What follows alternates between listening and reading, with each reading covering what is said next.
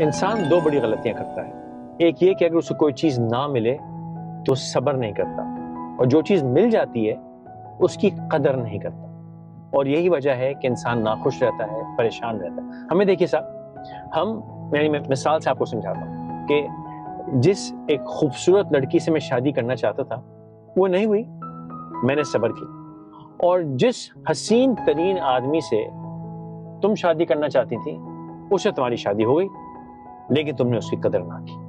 गाड़ी रोको जरा, एक मिनट। अभी कैसे सड़क पे, यहाँ पे कैसे गाड़ी रोकूं मैं? रोको गाड़ी, फौरन रोको। अरे भाई साइड पे कहाँ से गाड़ी रोक लूं? साइड पे करो, जल्दी करो। क्या यार, जल्दी साइड पे करो गाड़ी से उतरो। अच्छा भाई उतर गए। आए इधर आए, ये पकड़ो अपना कैमरा। अब आप सब्र करें, कोई चिंची पकड़ के घर आ जाइए। इसलिए कहते हैं भैया, पंगा मत लो, क्योंकि हमसे पंगा यानी कि उनसे पंगा तो अंजाम नंगा। चलते हैं भाई पैदल। जी आखिरी लास्ट वार्निंग दे रही हूँ, घर बहुत दूर है, इसीलिए रहम खा रही हूँ, आके बैठ जाइए। आइंदा अगर आपने बदतमीजी की ना मेरे साथ तो आपको पता है कि आपका अंजाम क्या होगा। This was a random thought.